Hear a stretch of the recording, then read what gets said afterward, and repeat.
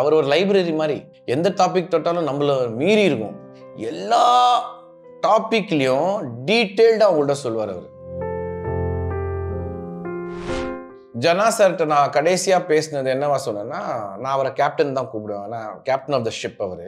என்ன கேப்டன் சந்திச்சு கொஞ்ச நாள் ஆகுது, எப்படி ப்ரோக்ராம் சார்? நாளைக்கு இன்னைக்கு கூட நான் ஃப்ரீ சார், நாளைக்கு நைட் மீட் பண்ணுவோம். சரி, நான் நாளைக்கு ஈவினிங் நம்ம ஆஃபீஸா உங்க ஆஃபீஸான்னு கேட்டதுக்கு அது காலைல டிசைட் பண்ணிக்கலாம் சார் அப்படின்னாரு.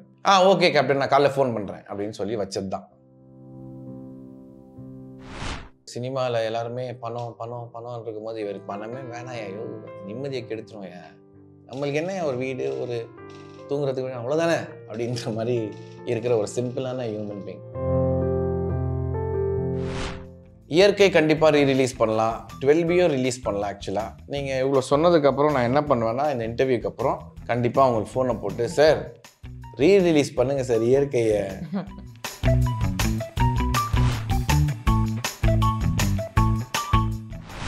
வாவ் தமிழா வியூவர்ஸ்க்கு வணக்கம். இந்த நேர்காணல் யார் கூட இருக்க போகுது அப்படின்னா, மோஸ்ட் சார்மிங் ஹீரோன்னு சொல்லலாம், ஷாம் நம்ம கூட இணைஞ்சிருக்காரு. ஸோ அவரோட தான் இருக்க போகுது. வணக்கம். வணக்கம் பிரதர், நல்லா இருக்கீங்களா? நல்லா இருக்கேன் சார். ஹாய், எப்படி? வணக்கம், ரொம்ப நல்லா இருக்கு. எப்பயுமே எங்க இருக்கீங்க, எப்படி சார்? அதோட சீக்ரெட் சொல்ல முடியுமா? அந்த சீக்ரெட்லாம் ஒன்றும் இல்லை, பட் ஐ திங்க் என்னோட ஒர்க் அவுட் ரூட்டீன், டிசிப்ளின், சாப்பாடு. உலகத்தில் எங்கே இருந்தாலும் என்ன பண்ணிட்டு இருந்தாலும் 1 hour ஜிம்முக்கு போயிடுவேன், தேடி போயிடுவேன். ரெண்டாவது சாப்பாடு கூட ரொம்ப லிமிட்டடாக சாப்பிடுவேன். ரெண்டாவது வந்து லாட் ஆஃப் ப்ரோட்டீன்ஸ் இன்டேக் பண்ணுவேன். எங்கே மெயின்டைன் பண்ணிக்கணும் அப்படிங்கிறதுக்காக இல்லை, ஹேபிட்ஸே அதுதான். அது ஃபாலோ பண்ணியிருக்கேன். அது எக்ஸஸாகவும் சாப்பிட மாட்டேன், அதுக்கு ரொம்ப கம்மியாகவும் சாப்பிட மாட்டேன். கரெக்டாக போர்ஷன் எடுத்து சாப்பிடுவேன். இன்டெல்ஜ் ஆஃப் எக்ஸ்ட்ரா எப்பயாவது தான் அந்த பிரியாணி, ஒரு புஃபே, அதெல்லாம் எப்பயாவது போய் சாப்பிடுவேன். ஸோ நீங்கள் எப்படி மைண்டை ஃப்ரெஷ்ஷாக வச்சுக்கிறீங்க? மைண்டு ஃப்ரெஷ்ஷாக வச்சுக்கிறதுக்கு எனக்கு தெரிஞ்சு as a human being, as an actor, எல்லாருக்குமே வந்து ஸ்ட்ரெஸ் இருக்குது. எந்த வகையில் எந்த இண்டஸ்ட்ரியில் இருந்தாலும் ஸ்ட்ரெஸ் இருக்குது. பட் நான் அந்த ஸ்ட்ரெஸ்ஸை எப்படி பீட் பண்ணுவேன் அப்படின்னா, காலையில் எழுந்திரிச்சோடனே ஃபஸ்ட்டு நான் அந்த 1.5 hour ஜிம்முக்கு போயிடுவேன். நமக்குள்ளே இருக்கிற அந்த நெகட்டிவ் தாட்ஸ், நம்மளை ஸ்ட்ரெஸ் பண்ணுற விஷயங்கள் எல்லாத்தையும் அந்த ஜிம்லேயே விட்டுட்டு வந்துடுவேன். அந்த வெயிட்ஸு, அந்த வேர்வை, அந்த ஃபோக்கஸில் வந்து just shed all the negatives. ஃப்ரெஷ்ஷாக ஒரு மைண்ட் ஸ்டார்ட் பண்ணி பாசிட்டிவாக போகணும் அப்படிங்கிறதுக்காக I use gym as a very very prominent place in my life to get rid of negativity. ஏன்னா அந்த நெகட்டிவிட்டி என்ன பண்ணுவோம், நம்ம மைண்டை டிஸ்டர்ப் பண்ணுவோம். நம்ம மைண்ட் டிஸ்டர்ப் ஆகுனா நம்ம ஃபேஸில் தெரியும், நம்ம ஃபேஸில் தெரிஞ்சால் கமெண்ட் வரும், இது எல்லாமே அப்படியே ப்ராசஸ் ஆகும். ஸோ நம்ம ஃபஸ்ட்டு ஜிம்முக்கு போய் நல்லா ஃப்ரெஷ்ஷாக 1.5 hours ஒர்க் அவுட் பண்ணிட்டோம்னா எனக்கு பாசிட்டிவாக ஹாப்பியாக டே ஸ்டார்ட் பண்ணுவேன். ஜிம் ஒரு ரொட்டீனா இருக்கும் இல்லையா நிறைய பேருக்கு. ஸோ அவங்களுக்குலாம் வந்து ஷாம் சார் சொல்றது கனெக்ட் ஆயிடும் ஈஸியா. லைக் நம்மளுக்கு எப்படி மார்னிங் ப்ரஷ் பண்றது, அது வந்து பிரேக்ஃபாஸ்ட் சாப்பிட்றது வந்து எவ்ரிடே ரொட்டீனும், அந்த மாதிரி ஜிம் ஒர்க்கிங் அவுட்டும் வந்து ஒரு எவ்ரிடே ரொட்டீனா இருக்கிற எல்லாருக்குமே வந்து அந்த பீஸ்ஃபுல்னஸ் அது எப்படி கிடைக்குதுங்கிறது கனெக்ட் ஆயிரும். பட் ஷாம் சார் கிட்ட இருந்து கத்துக்க வேண்டிய விஷயம் என்னன்னா, வாட் எவர் இட் இஸ், என்ன நடந்தாலும் ஜிம் இருக்கும். நம்ம என்ன பண்ணுவோம், ஏதாவது ஒரு ரீசனுக்காக ஸ்கிப் பண்ணுவோம். ரொம்ப லேம் ரீசன்ஸா இருக்கட்டும், இல்லை ஏதோ ஒரு ரீசனுக்காக நம்ம ஸ்கிப் பண்ணுவோம். But be it any important thing, அது போயே ஆகணும். அது அந்த ஒரு டெடிகேஷனும். இவங்களும் ரொம்ப ஒர்க்காலிக் தான். அப்படியா? ஜிம்மு, பாக்ஸிங்லாம் பண்ணுவாங்க. நான் ஒரு யோகா கிளாஸுக்கு போவேன், அந்த கிளாஸுக்கும் வருவாங்க இவங்க. ஸோ இன்னைக்கு இருக்கிற ஜென்ரேஷன், இன்னைக்கு இருக்கிற எல்லாருக்குமே வந்து அது ரொம்ப ஒரு லைஃப் ஸ்டைலாக மாறிடுச்சு. ஒரு யோகா, ஜிம் 1 hour நம்ம ஹெல்த்துக்கு கொடுக்கலாமே, என்னென்னமோ பண்ணுறோம். நம்ம ஹெல்த்துக்கு 1 hour 1.5 hours டெடிகேட் பண்ணலாம். நம்ம அப்பா அம்மா பீரியட்ல எல்லாம் ஸ்ட்ரெஸ்னா என்ன, டிப்ரெஷன்னா என்னன்ற வேர்ட்ஸே கிடையாது. மீனிங் விட்டுருங்க, அந்த மாதிரி ஒரு வேர்ட்ஸே கிடையாது. பட் இப்போ வந்து ஒரு 5th standard குழந்தைகிட்ட கூட ஷீ ஸ்ட்ரெஸ்டுன்னு நம்ம பேசுறோம். ஹீஸ் டிப்ரெஸ்ட், அவனை போய் இது பண்ண முடியாது. இந்த வார்த்தை வந்து ரொம்ப ஈஸியா நம்மளுக்கு எவால்வ் ஆக ஆக இந்த விஷயங்களும் வரும்போது it's always better to do something like yoga, boxing, ஒரு ஒர்க் அவுட்ஸ். இதெல்லாமே வந்து நம்மளுக்கு ஒரு ரிலீஃப் கொடுக்குது. அப்பார்ட் ஃப்ரம் தட் நம்மளை பெட்டரா மெயின்டைன் பண்ண வைக்குதுன்னா, we given so much for someone else. அது ரிலேஷன்ஷிப்பா இருக்கட்டும், ஃப்ரெண்ட்ஷிப்பா இருக்கட்டும், இல்லை ஃபேமிலியில ரிலேட்டிவ்ஸ் இருக்கட்டும், அவங்களுக்காக நம்ம நிறைய விஷயங்கள் பண்றோம். பட் நம்மளுக்காக நம்ம பண்ணிக்கக்கூடிய சில விஷயங்கள்ல வந்து ஜிம், மெயின்டைனிங் யுவர் செல்ஃப், அதெல்லாம் ரொம்ப இம்பார்ட்டன்ட். ஸோ அஸ்திரம் மூவில நீங்க ஃபர்ஸ்ட் எப்படி உள்ள என்ட்ரு ஆனீங்க? அஸ்திரம் எனக்கு கால் வந்தது.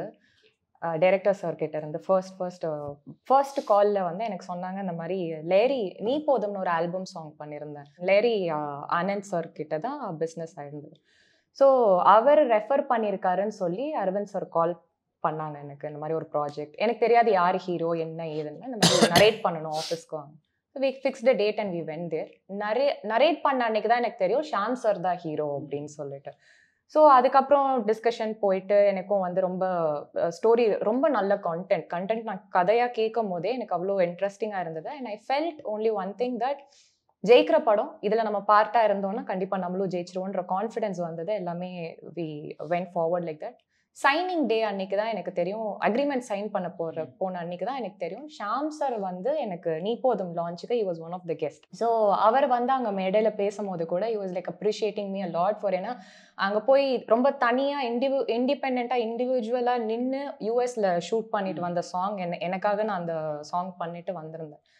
அதை வந்து உணர்ந்து ரொம்ப விஷயங்கள் பேசினாருன்னும் போது அன்னைக்கே எனக்கு ஒரு ரெஸ்பெக்ட் வந்தது ஷாம் சார் மேலே. தென் அதை கண்டினியூ பண்ணி எனக்கு வந்து இந்த ப்ராஜெக்டையும் வந்து ரெஃபர் பண்ணியிருக்காங்க. சேயிங் இந்த பொண்ணை நான் பார்த்தேன், இந்த வீடியோ நான் கெஸ்ட்டாக போயிருந்தேன், தனியாக போய் பண்ணிட்டு வந்திருக்காங்க, நீங்கள் பாருங்க அப்படின்னு அரவிந்த் சாருக்கு சொல்லியிருக்காங்க. If you like it will go ahead, I just wanted to share. இந்த மனசு வந்து எத்தனை பேருக்கு வரும் அப்படிங்கிறது ஒன்று இருக்குது. ரெண்டாவது, only a self-made person can understand another person who is struggling. ஒருத்தவங்களுக்கு வரணும் மேலே வரணும்னு நினைக்கிறவங்களுக்கு வந்து இந்த மாதிரி அவங்கள சுயமா ஒரு இடத்துக்கு வந்திருக்காங்க, அவங்களால தான் இன்னும் பெட்டரா புரிஞ்சுக்க முடியுங்கிறத காமிச்சிட்டாரு அப்படின்ற ஒரு ஃபீலிங் எனக்கு இருந்தது. உங்களுடைய ஃபிலிமோகிராஃபில வந்து நிறைய கேரக்டர்ஸ் பண்ணிருக்கீங்க. வில்லனா நடிக்கிறது கஷ்டமா இருக்கா, ஹீரோவா நடிக்கிறது? நான் இன்னும் வில்லனா நடிச்ச மாதிரி எனக்கு ஃபீலிங்கே இல்லை. எந்த படத்துல நான் வில்லன்? அது வில்லன் இல்லப்பா, அவன் தான்ப்பா ஹீரோ. அவன் தானே திருடனை பிடிக்கிறான். இப்ப நீங்க திருடனை ஹீரோ ஆக்குறீங்க. ஏன் சொல்றேன்னா, வில்லனா நான் இன்னும் நடிக்கவே இல்லை ப்ராப்பரா ஆன்டகனிஸ்டா. எப்படி இந்த நம்ம தமிழ் சினிமால எப்படி இருக்குன்னா, போலீஸ் ட்ரெஸ்ஸை போட்டு ஒரு திருடனை ஒருத்தன் சேஸ் பண்ணானா அவன் வில்லன், இவன் ஹீரோ. அந்த மாதிரி ஒரு ஃபூலிஷ்னஸ் வந்து இங்கதான் இருக்கு. ரெண்டுமே பாசிட்டிவ் கேரக்டர்ஸ். அவரோட மோட்டிவ் வேற, என்னோட மோட்டிவ் வேற. அப்படிதான் நான் படங்கள் பண்ணியிருக்கேன். இப்போ நீங்க புறம்போக்குன்னு ஒரு படம் எடுத்துக்கிட்டீங்கன்னா, என்னோட போர்ஷன்ல என்னோட பார்வையில நான் தான் ஹீரோ அந்த படத்துக்கு. எனக்கு வந்து ஒரு டியூட்டி கொடுத்துருக்காங்க, அவன் தப்பு பண்ணியிருக்கான், அவனை நீ தூக்குல மேடையில் எடுத்துட்டு போய் பனிஷ்மெண்ட் கொடுக்கணும். நான் ஒரு சின்சியர், நான் கரப்டட் காப்லாம் கிடையாதுங்க. நான் ஒரு சின்சியர் காப். நீ கவர்மெண்ட்டுக்கு அகேன்ஸ்டாக போயிருக்க, எனக்கு ஆர்டர் வந்திருக்கு, உன்னை நான் வந்து பனிஷ் பண்ணணும், நான் பனிஷ் பண்ணுறேன். உன்னோட பார்வையில் வேணும்னா நான் தப்பாக இருக்கலாம். எப்படி நான் உன்னை தப்பாக பார்க்குறேன்னா, உன்னோட பார்வை நீங்கள் போலீஸ்காரன், நீங்கள் சட்டம் கவர்மெண்ட் சொல்கிறது கேட்குறீங்க, வேற யார் இப்போ சொல்கிறது கேட்கணும்னா நாங்கள் தானே வேலை செய்கிறேன். ஸோ இப்படிப்பட்ட ரோல்ஸ் தான் நான் பண்ணியிருக்கேன் தவிர இன்னும் நான் வில்லனா பண்ணல. ஓகே, இதை ஏன் அழுத்தமாக சொல்கிறேன் அப்படின்னா, அந்த வில்லனா பண்ணுறது ரொம்ப எனக்குள்ளே இருக்கு. ஒரு சரியான ஒரு வில்லனா நடிக்கணும். ஏன்னா எல்லாருக்குள்ளேயும் ஒரு வில்லன் இருப்பான்ல, அது இன்னும் வெளியில வரல. ஒரு ப்ராப்பரான ஒரு ஃபிலிம், ப்ராப்பரான ஒரு டைரக்டரோட ஒரு ஆன்டகனிஸ்ட் ரோல் பண்ணணும் அப்படிங்கிறதுல ரொம்ப எக்ஸைட்டடாகவும் வெயிட் பண்ணிட்டு இருக்கேன், ஒரு ப்ராப்பர் ரோலுக்கு. சார், நீங்கள் நடித்த ஃபிலிமோகிராஃபியில் வந்து குறிப்பிட்டு இந்த ரோல் வந்து நான் ரொம்பவே அதிகமாக பாதிச்சது அப்படின்னு சொல்லக்கூடிய ஏதாச்சும் கதாபாத்திரம் இருக்கா சார்? 6 ஸ்கேண்டல்ஸ். ஒரு 2 வருஷம் அப்படியே அதே உள்ளுக்குள்ள அந்த தாடி, அந்த முடி, அப்புறம் வெயிட் லாஸ் பண்ணிகிட்டே இருந்தேன். அதுக்கப்புறம் கடைசி அந்த கண்ணெலாம் வீக்க வச்சு அது ஒரு மாதிரி ட்ரை ஆக்கி விட்டுருச்சு. வேறு எந்த படமும் பண்ண முடியல. அப்படியே அது ஒரு 1.5 years அப்படியே போய் டைம் விட்டு முடி வளரணும், தாடி வளரணும், மெலிஞ்சிடணும். அப்புறம் கடைசியாக துரை கேட்டது வந்து, தம்பி கரெக்டாக ஒரு ஆல்மோஸ்ட் ஒரு பிச்சைக்கார மாதிரி ஒரு லுக் இருக்கு, வந்துட்டேன், இதுக்கு மேலே என்ன பண்ணலாம், எனக்கு இப்படி ஒரு ப்ராப்ளம் இருக்குது, நான் தூக்கத்தை கம்மி பண்ணேன்னா என் கண்ணு வீங்கிரும். என்னப்பா ஏதோ காமெடியாக ஏதோ சொல், ஏய் காமெடி இல்லைப்பா, இது உண்மையாக நடக்கும். ஒரு 4 நாள் 5 நாள் தூக்கத்தை நான் கம்மி பண்ணிட்டேன்னா, ஏன்னா ஒரு ஹியூமன் பீங்க்கு ஒரு 5-6 hours தேவைப்படும். அதை நான் 1 hour 2 hour ஆக்குனேன்னா ஒரு 3ஆவது நாள் 4ஆவது நாள் எனக்கு வந்து பஃபி ஐஸ், எனக்கு டிஷ்யூவில் ப்ராப்ளம் இருக்குது. நான் டாக்டர்கிட்ட போய் கன்சல்ட் பண்ணுவோம், சொன்னாப்புல உனக்கு ஸ்ட்ரெயின் ஆச்சுன்னா கண்ணு வீங்கிரும், திருப்பி அதை இறங்குறதுக்கு ஒரு நாள் இறங்கும். போர்ஷன் பார்த்துட்டு எனக்கு பாராட்டு நிறையா கிடைச்சிது. பாலா சார் கூட மேடையில் ஒரு தடவை சொன்னார், ஃபோட்டோ பார்க்கும் போதே அந்த உழைப்பு தெரியுது. ஷாம் மாதிரி ஒரு உழைப்பாளி, இந்த மாதிரி ஒரு டெடிக்கேட்டடான ஆக்டரை வச்சு தான் நம்ம படம் பண்ணணும்னு எனக்கும் விருப்பமாக இருக்குது. கண்டிப்பாக ஒரு படம் பண்ணலாம் அப்படின்லாம் சொன்னார். ஒரே ஒரு ஆள் திட்டினார் என்னைய, ஆக்டர் சுதீப் அண்ணா. நம்மளுக்கு எனக்கு அண்ணன் மாதிரி ஆல்மோஸ்ட் ஒரு அரை மாதிரி தான் விட்டுச்சு. என்ன காமெடி பண்ணிட்டு இருக்க, ஒரு ஆக்டரோட மிகப்பெரிய அசெட்டே ஃபேஸ் தான். இன்னைக்கு ஃபேஸுங்கிற ஒரு விஷயம் தானே தான் உனக்கு சந்தர்ப்பங்களும் கிடைக்குது, உனக்கு ஃபேன்ஸ் இருக்காங்க, உனக்கு பிடிச்சிருக்கு, நீ அதோட இப்படி ஒரு எக்ஸ்பெரிமெண்ட் பண்ணிட்டு இருக்க அப்படின்னு ஒரு பயங்கரமான திட்டு விழுந்து. நான் என்ன சொன்னேன், இல்லைண்ணா அது கம்ப்ளீட்டாக ஏறிடும், அப்புறம் கம்மியாக இருக்குல்லண்ணா ஒரு வேலை. இப்போ அப்போ கூட அவர் என்ன சொன்னார், நம்ம தாடி எடுக்கிறோம், முடியை வெட்டுறோம், காரணம் என்ன தெரியுமா, வளர்ந்துரும்ன்ட்டு. முடி வளரவே வளர்ந்தா எவனும் மொட்டை போட மாட்டான் அப்படின்னு அவர் மேடையிலே சொல்லிட்டாரு. அப்போ சொன்னார் இந்த மாதிரி, ஓகே ஒரு ஆக்டர் ஒரு டெடிக்கேஷன் ஒரு ரோலுக்காக பண்ணுற, பட் ஃபேஸ் இது போச்சுன்னா நீ காலி அப்படின்னு அவர் ரொம்ப சீரியஸாக திட்டி தான் அட்வைஸ் பண்ணார். அந்த மாதிரி ஒரு அந்த இப்போ நீ கேட்ட கேள்வி வந்து 6 கேண்டில்ஸ் அந்த ரோல் கொஞ்சம் ட்ரெயின் பண்ணிச்சு.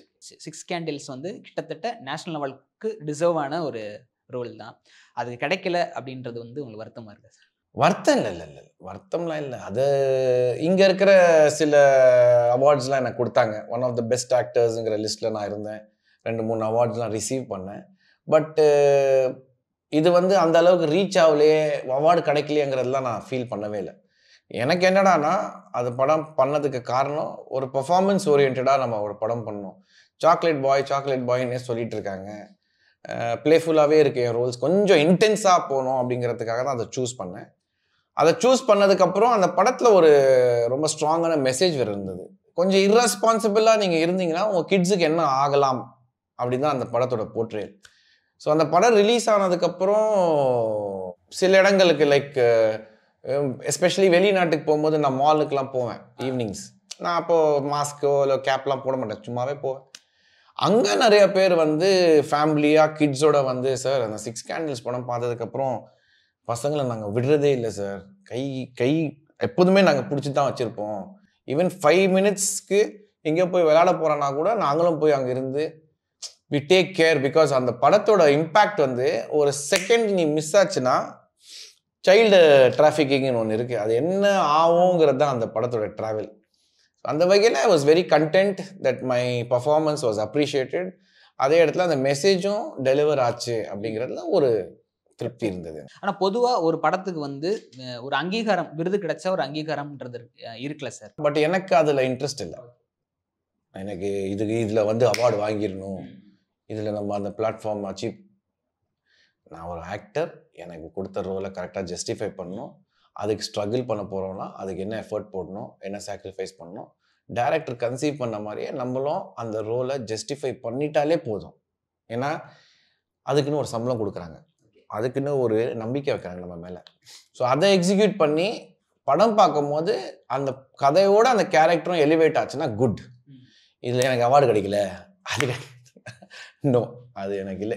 இயற்கைக்கு நேஷ்னல் அவார்டு கிடைச்சது, அதில் எனக்கு ரொம்ப பர்சனல் சந்தோஷம் வந்து ஆக்சுவலாக என்ன அப்படின்னா, அந்த படத்துக்கு அது டிசர்விங்கான படம். ரெண்டாவது ஜனா சருக்கு அந்த அவார்டு கிடைக்கணும், அது வந்து எனக்கு ரொம்ப சந்தோஷமாக இருந்தது. ஜனா சருக்கு ஃபஸ்ட்டு ஃபிலிம்லேயே பெஸ்ட் ஃபிலிம். ஏன்னா அந்த படத்தில் அவர் போட்ட ஹார்ட் ஒர்க்கும் மன உளைச்சலும், ஐயாப்பா அதுக்கு அந்த அவார்டு தான் வந்து கம்ப்ளீட் பண்ணிச்சு, உன்னோட உழைப்புக்கு உனக்கு ஒரு நேஷ்னல் அவார்டுரா அப்படின்னு சொல்லி. அங்கேருந்து ஜனா சரோட கெரியர் வந்து அழகா புறம்போக்கு அந்த மாதிரி படங்களை பண்ண ஆரம்பிச்சிச்சு போய் அந்த அந்த ஒரு திருப்தி எனக்கு ரொம்ப இருந்தது. ஸோ உங்களோட ஜேர்னியில் வந்து ஜீவா சார், ஜனநாதன் சார் என்னைக்காச்சும் மிஸ் பண்ணிருக்கீங்களா? டெய்லி மிஸ் பண்ணுவேன். என்னைக்காதுன்னு கேட்குறீங்க. 2 பேருமே அவ்வளோ முக்கியமான பர்சனாலிட்டிஸ், ஹியூமன் பீயிங்ஸ், கற்றுக் கொடுத்துருக்காங்க. எஸ்பெஷலி ஜீவா சார்லாம் எனக்கு சினிமாவில் அவர் தான் அப்பா. டெய்லி ஏதோ ஒரு நேரத்தில் அவரோட தாட் வரும். ஓகே, எங்கேயோ நம்ம ஷூட்டிங்கில் இருந்தால் கூட ஜீவா சார் இருந்தால் எப்படி தெரியுமா இதை பண்ணியிருப்பார், ஜீவா சார் எப்படி ஒர்க் பண்ணுவார் தெரியுமா, ஜீவா சாரோட ஆட்டிடியூட் எப்படி தெரியுமா இருக்கும், ஜீவா சார் எங்கேயோ ஒரு இடத்துல வந்துகிட்டே இருக்கும். அதே மாதிரி ஜனா சார் வந்து எனக்கு நிறையா சொல்லி கொடுத்துருக்காரு, நிறையா ஷேர் பண்ணியிருக்காரு என் கூட. அவர்கிட்ட அவர் ஒரு லைப்ரரி மாதிரி, எந்த டாபிக் தொட்டாலும் நம்மள மீறி இருக்கும். என்ன ஜனா சார் நீங்கள் காலேஜ் போகணுன்னு அவசியமே இல்லை சார், நான் புக் படிப்பேன் எல்லா டாப்பிக்லேயும் டீட்டெயில்டாக அவங்கள்ட்ட சொல்லுவார் அவரும். அது பர்டிகுலராக ஜனா சாரை எப்போ மிஸ் பண்ணுவேன் அப்படின்னா, ஒரு முக்கியமான டெசிஷன் எடுக்கணும், ஒரு குழப்பம் இருக்குது, அட்வைஸ் தேவை அப்படின்னா, ஜனா வரேன், ஈவினிங் வரேன் அப்படின்னா ஒரு 8 மணி போவேன். விடிய காலையில் பிரேக்ஃபாஸ்ட் வரைக்கும் பேசிக்கிட்டு எல்லாத்தையும் ஷேர் பண்ணிட்டு வந்துடுவேன். இப்போது அதுவும் மிஸ் ஆகுது, ஜீவா சாரும் மிஸ் ஆகுறாங்க. 2 பேரோட லாஸ்ட் மொமெண்ட் ஏதாச்சும் நடந்திருக்கா சார்? 2 பேர் லாஸ்ட் மீட்டிங் ஏதாச்சும்? ஜனா சார்கிட்ட நான் கடைசியாக பேசினது என்னவா சொன்னேன்னா, நான் அவரை கேப்டன் தான் கூப்பிடுவேன், நான் கேப்டன் ஆஃப் த ஷிப் அவர். ஸோ இயற்கை படத்துலேருந்தே நான் அவரை கேப்டன் எங்கே இருக்கீங்க, கேப்டன் நான் வரேன், கேப்டன் அப்படி தான் பேசுவேன். அப்போது என்ன கேப்டன் சந்திச்சு கொஞ்ச நாள் ஆகுது, எப்படி ப்ரோக்ராம் சார், இன்னைக்கு கூட நான் ஃப்ரீ சார், நாளைக்கு நைட்டு மீட் பண்ணுவோம் அப்படின்னாரு. சரி, நான் நாளைக்கு ஈவினிங் நம்ம ஆஃபீஸா உங்கள் ஆஃபீஸான்னு கேட்டதுக்கு அது காலைல டிசைட் பண்ணிக்கலாம் சார் அப்படின்னாரு. ஓகே கேப்டன், நான் காலைல ஃபோன் பண்ணுறேன் அப்படின்னு சொல்லி வச்சது தான். நைட்டு இந்த செய்தி, இந்த மாதிரி ஹார்ட் அட்டாக் வந்து அட்மிட் ஆகிருக்காருன்ட்டு. இமீடியட்டாக கார் எடுத்துக்கிட்டு நானும் அப்போலோ போயிட்டு அனலைஸ் பண்ணிகிட்ருக்கோம் சார் அப்படிலாம் சொன்னாங்க. பட் எனக்கு அங்கே கொஞ்சம் டாக்டர் தெரிஞ்சதுனால நான் பர்சனலாக போய் கேட்டேன். கேட்கும் போது இல்லை சார், ஜஸ்ட் ஒரு நேம் சேக் தான் அந்த வென்டிலேஷன், அந்த சுவிட்ச் ஆஃப் பண்ணிட்டோம்னா இஸ் நோ மோர் சார் அப்படின்னு சொல்லும் போது it was a very heart breaking moment. சினிமாவில் சிறந்த படங்கள் பண்ணி எவ்வளோ சம்பாரிச்சிருக்கலாம், ஆனால் எனக்கு வேணாம் அப்படின்னு சொல்லி ஒரு 1 bedroom ஃப்ளாட் அது மட்டும் தான் அவர் வாங்கினார். அவருக்கு சம்பளம் பெருசாகவும் கொடுத்துருக்காங்க, எல்லாம் பண்ணியிருக்காங்க. அவர் என்ன பண்ணியிருக்காருன்னா, குடும்பத்துக்கும் நண்பர்களுக்கும் கொடுத்துட்டார். எனக்குன்னு கடைசி காலம் வரைக்கும் எனக்கு ஒரு வீடு வேணும், தூங்குறதுக்கு ஒரு இடம் வேணுங்கிறதுனால 1 bedroom ஃப்ளாட் மட்டும் தான் வாங்கியிருக்காரு. அதெல்லாம் பார்க்கும்போது சினிமாவில் எல்லாருமே பணம் இருக்கும்போது இவர் பணமே வேணாம், ஐயோ நிம்மதியை கெடுத்துரும், நம்மளுக்கு என்ன ஒரு வீடு, ஒரு தூங்குறதுக்கு வேணும், அவ்வளோதானே அப்படின்ற மாதிரி இருக்கிற ஒரு சிம்பிளான ஹியூமன் பீயிங். அதெல்லாம் நம்ம எடுத்துக்கணும். ஜனா சார் அஃப்கோர்ஸ், ஜீவா சார் சொல்லி கொடுத்தது எல்லாமே என்ன சினிமாவில் என்ன சொல்லி கொடுத்துருந்தாலும் ஒரு விஷயம் சொல்லி கொடுத்தாரு. நீ ஹீரோவாக இருக்கலாம், cameraman, director, but light man, production boy எல்லாருமே ஈக்குவல் தான் செட்டில். அவங்களும் வேலை செய்கிறாங்க. ஸோ எல்லாருக்கும் ஈக்குவலாக ரெஸ்பெக்ட் பண்ணணும் நீ அப்படிங்கிற ஒரு விஷயம் அழுத்தமாக ஜீவா சார் சொல்லி கொடுத்துருக்காங்க. சார், இந்த இயற்கை படம் பேசினப்ப ஞாபகம் வருது, இன்னமும் நான்சியை மிஸ் பண்ணுறீங்களா? வரதான் சொல்லுங்க. நான்சியை நான் மிஸ் பண்ணுறேன்னா இல்லையோ, ஆடியன்ஸ் பயங்கரமா திட்டுறாங்க. பொண்ணுங்கனாலே கொஞ்சம் இன்னைக்கு அதுதான். அது வந்து எப்படின்னா, நேற்று நான் இன்ட்ரடியூஸ் ஆகும்போது கேர்ள்ஸ் வந்து மேடியோட ஃபேன்ஸும் அப்பாஸோட ஃபேன்ஸாக இருந்தாங்க, பிரசாந்தோட ஃபேன்ஸாக இருந்தாங்க. நான் வரும்போது அவங்க கொஞ்சம் சீனியர்ஸ். நான் வந்ததுக்கப்புறம் எனக்கு ஒரு ஃபேன்ஸ் கிளம்புனாங்க. ஆர்யா வந்தான், அதுக்கப்புறம் ரவி வந்தாப்புல. ஸோ கேர்ள்ஸுக்கு வந்து இந்த மாதிரி சேஞ்ச் பண்ணிகிட்டே இருக்கிறது வந்து ரொம்ப சகஜமான விஷயந்தான்.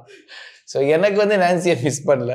ஆனால் க்ரௌடு எல்லாருமே வந்து உங்களுக்கு நடந்தது ரொம்ப அன்ஃபேர், அந்த டைரக்டர் அப்படி பண்ணியிருக்கக்கூடாது அப்படின்னு ஜனா சாரை திட்டியிருக்காங்க. அது வந்து இப்போ 21 years ஆஃப் இயற்கை கூட கொண்டாடுறாங்க. முக்கியமான நாட்களில் இந்த மாதிரி வேலண்டைன்ஸ் டே, கிறிஸ்மஸ்னாலே இயற்கையோட கிளைமேக்ஸ், இயற்கையோட பிஜிஎம் தான் ஓடும் சோஷியல் மீடியாவில். ஸோ அந்த மாதிரி பார்க்கும்போது அந்த இம்பேக்ட் இவ்வளோ கிரியேட் பண்ணியிருக்கே அப்படிங்கிறதுல எனக்கு ஒரு பயங்கரமான திருப்தி. நான்சியை வந்து அப்பப்போ நான் பெங்களூரில் பார்ப்பேன். அவங்க வந்து சிஎம்மோட ஒய்ஃப், இப்போது குழந்தை இருக்குது. அவங்க ஒரு ப்ரொடக்ஷன் ஹவுஸ் ஸ்டார்ட் பண்ணி ஒரு ப்ரொடியூசராக இருக்காங்க. ஸோ அவங்க வாழ்க்கையும் நல்லபடியாக போயிட்டுருக்கு. இப்போ நிறைய படங்கள் வந்து ரீரிலீஸ் பண்ணி மக்கள் வந்து அதிகமாக செலிப்ரேட் பண்ணுறாங்க. என்னைக்காச்சும் நீங்கள் இயற்கையை ரீரிலீஸ் பண்ணணும்னு உங்களுக்கு தோணிருக்கா சார்? நிறைய பேர் எனக்கு சொல்லியிருக்காங்க அதை, சார் இயற்கையை ரிலீஸ் பண்ணுங்க சார், இந்த படம் அந்த படத்தெல்லாம் ரிலீஸ் பண்ணுறாங்க, இயற்கையை ரிலீஸ் பண்ணுங்க, ரிலீஸ். அதுக்கு நான் டிசைட் பண்ணால் பத்தாது. குமார் சார்ங்கிற ஒரு ப்ரொடியூசர் அங்கே இருக்கார், சிவாஜி ஃபிலிம்ஸில் இருந்தவர்.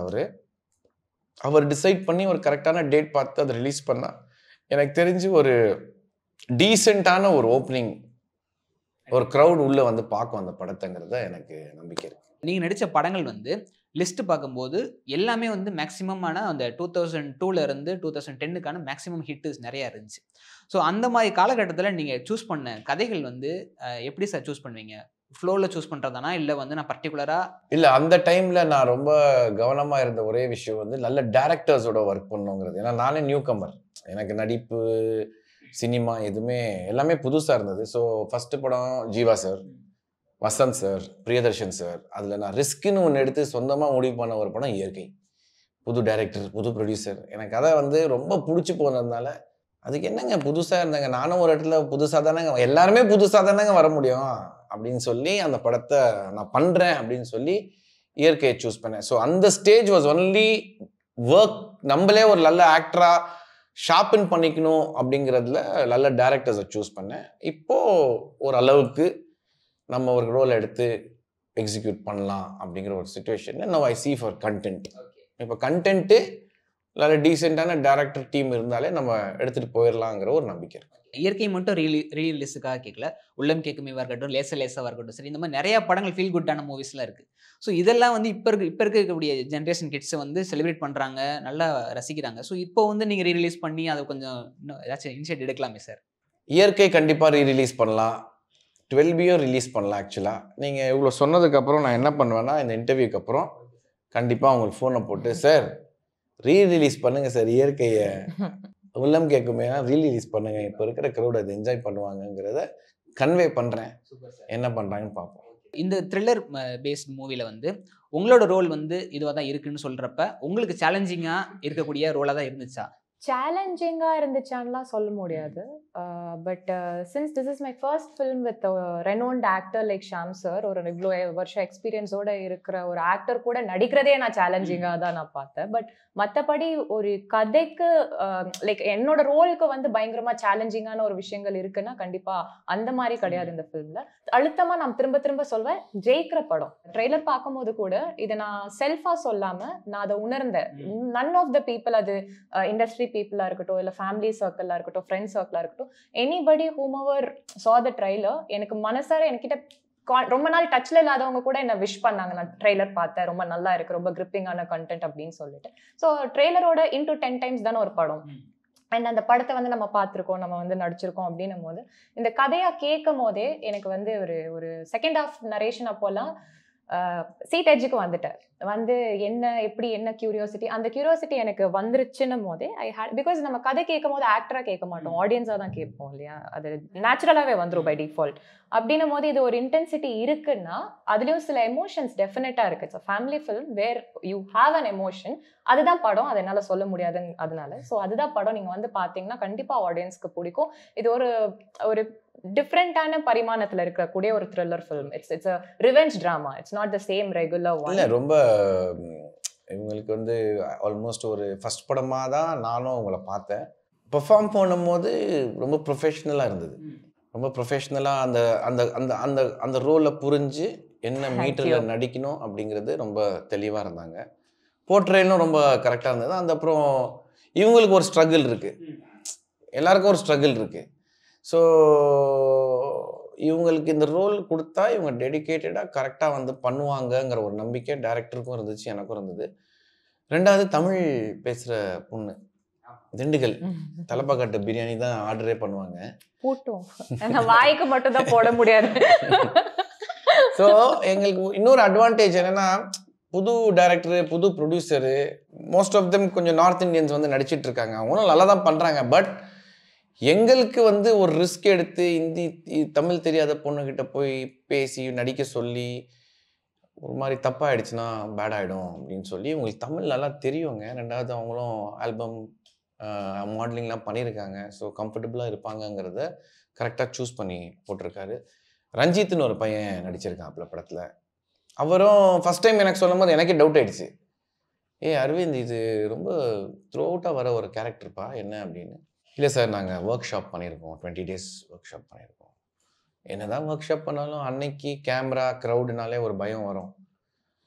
அந்த பையனும் ஒரு 2 நாள் பார்க்கும்போது ரொம்ப யதார்த்தமாக பண்ணிட்டு தான் இருந்தான். நான் என்ன பண்ணேன், அந்த ஃபுட்டேஜ் எல்லாம் எடுத்துகிட்டு பார்த்து என்னோட 2 பேர் ரொம்ப க்ளோஸ் என்னோட சினிமா கெரியரில் இன்வால்வ் ஆகி டிசிஷன் மேக்கிங்கில் இருக்கிறவங்கள்ட்ட கேட்டேன், எப்படி இருக்குன்னு. இல்லை சார், ரொம்ப யதார்த்தமாக தான் நடிச்சிருக்காப்புல, ரொம்ப தப்பாவோ இல்லை நடிக்கிறான் அப்படிங்கிற மாதிரிலாம் இல்லை சார், அப்படின்னு தான் இருக்குங்கிறபோது கரெக்டான டிசிஷன் அப்படின்னு சொல்லி we went with the flow. So இவ்வளோ நேரத்தை ஒதுக்கி எங்களுக்காக இன்டர்வியூ கொடுத்ததுக்கு ரொம்ப ரொம்ப நன்றி. ஸோ படம் வந்து வெற்றி அடைய வாழ்த்துக்கள் sir. Thank you Thank you so so much. much. Thank you. Thank you.